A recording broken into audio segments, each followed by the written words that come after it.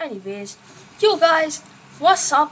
Seems that like 203 of you exactly really enjoyed my last video on spears and maces.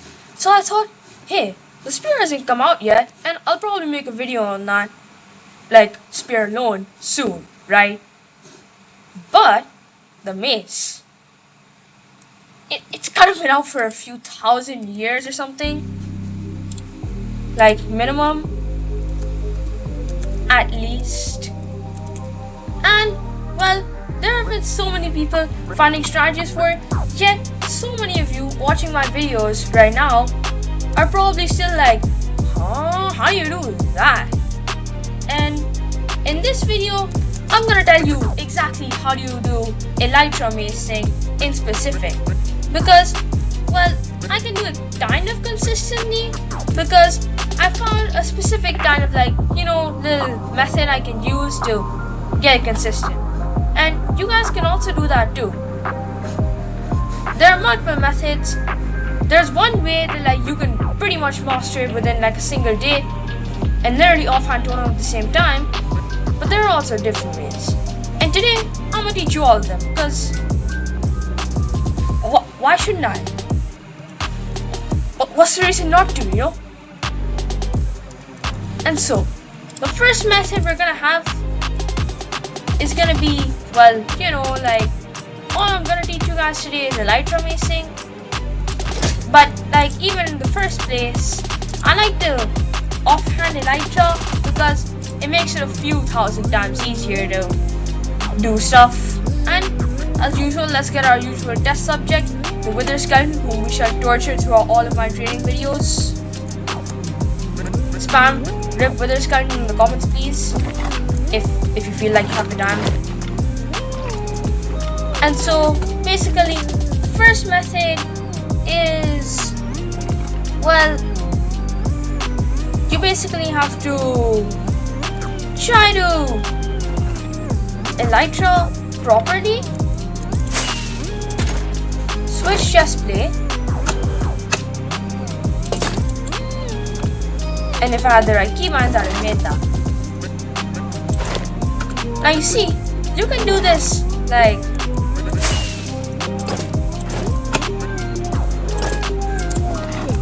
pretty easily. I'm just missing a bit here, and there are even easier ways to do it. If you just offhand Elytra, you can take the risk of dying to fall damage or something, but it also makes it a few thousand times easier. Who knows how I missed that? Easy. And now I want to teach you guys one of the other strategies. Now you see, when it comes to Elytra-Macing, you can either fly sideways, and if I'd hit that would be cool, like this. My keybinds are lovely. And well, basically let's get a taller test subject. As I was saying, you can fly sideways and stuff. For example, if you fly like this, go in for a finisher move.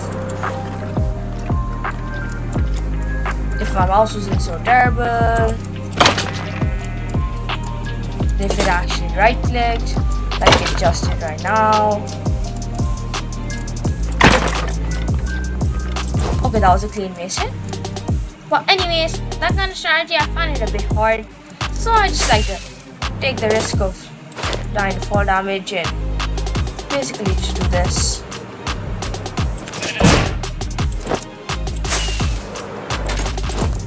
And now another thing, for those of you who are new to this, you see, these fireworks are duration 3, and if you get a crafting table, you can see exactly how to craft them. Let's just get ourselves some paper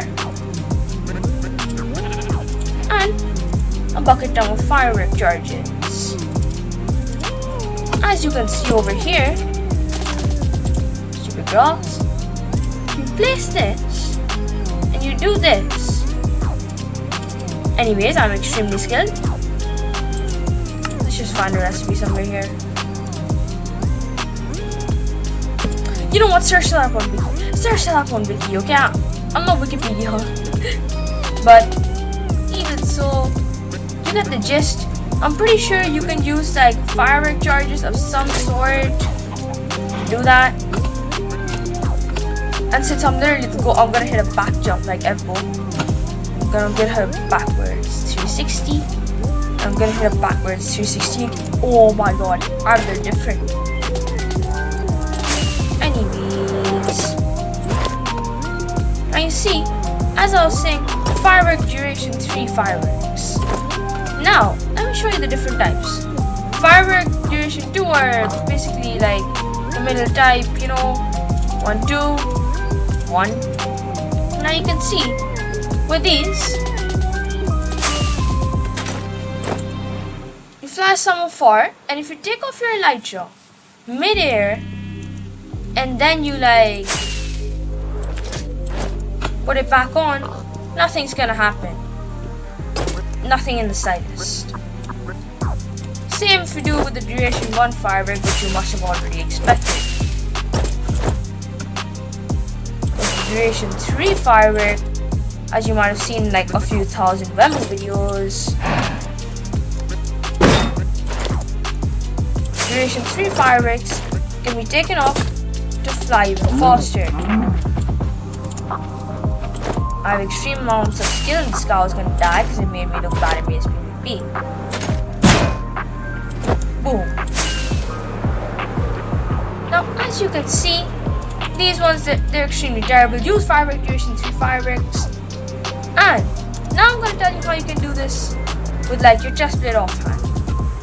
Now what I like to do is I like to keep my finger right on the mace key, number 1. And I like to keep my finger right on right click. So the second I press right click, I'm ready with the mace.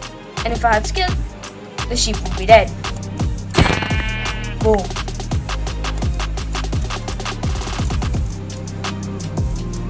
And so as you can see, it's kind of hard, but you can learn it pretty consistently if you practice for like a bit.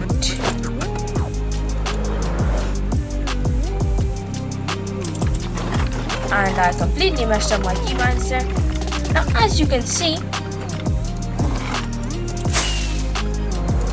you only have to take off your elytra like this. Fly up like this. If you miss your hit, you can just go right back in. Because you have fireworks, which are Minecraft's greatest lifesaver. And if these flowers weren't here, I would not have fallen on the floor and destroyed you. Now as you can see, I'd say you should practice on bigger targets first, such as the warden, because this guy is super easy to practice on. It takes you about 4 seconds, and if you don't completely mistime your clicks, like I just did,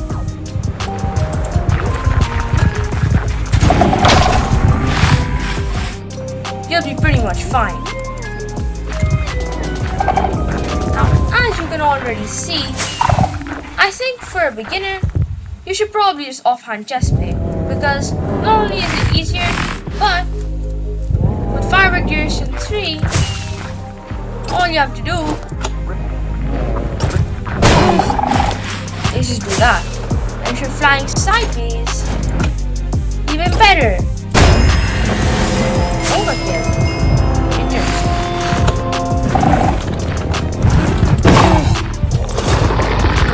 As you can see,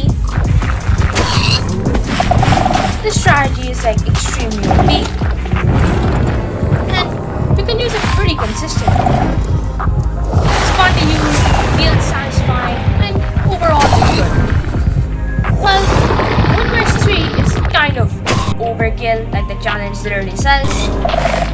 Normally people like to use Wind Burst 1 because, for example, this is a mob. He does not realize he's about to die the second I hit him off with this.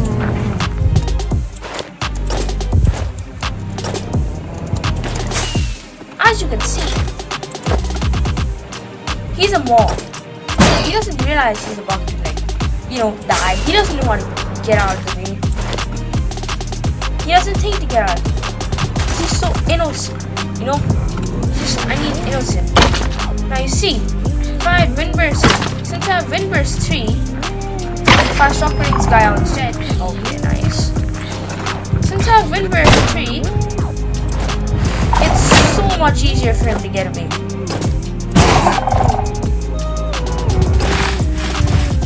Like, for heaven's sake, the wind literally helped him.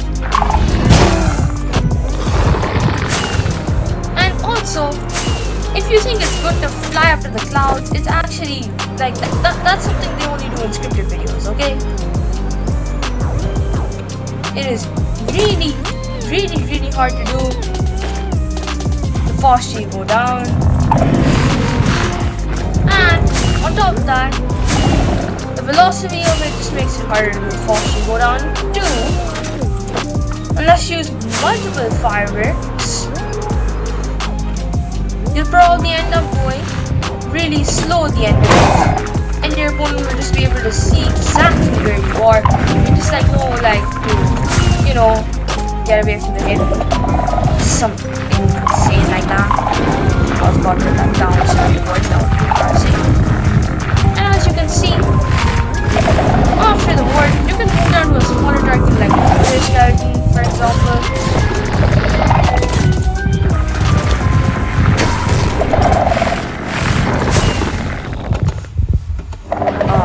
I think that was a very important thing. As you can see, you can move on to a smaller target like this skeleton. Die.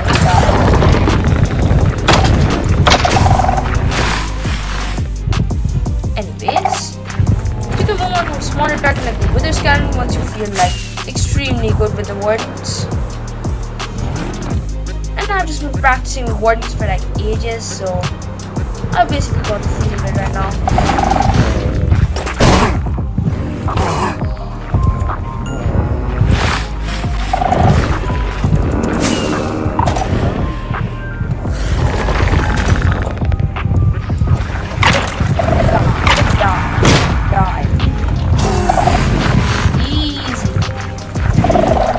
If you go a few thousand miles away from the wardens and they don't start hunting this guy, he's pretty easy to aim for most of the time. And if you move on to targets like sheep, they aren't that hard either. Except for they tend to move around a lot more than others like these. But hey, it's a lot better practice. They have smaller hitboxes than a normal player, and oh my gosh, that was actually lost. And on top of that, they're also, well, kind of like a normal player, seeing as they move around so much. If I manage to kill a villager here, you all give me $1,000. Iron Golem Villager, exact same thing. And if you got absolutely skilled like that, you can even clip can. And man, I'm going insane. Complete makeup for those 300 lower Elytra misses like my friend told me earlier. My friend told me about my earlier video that once I got 300 lower Elytra misses, that was kind of not class, but like 3 in a row kind of makes up.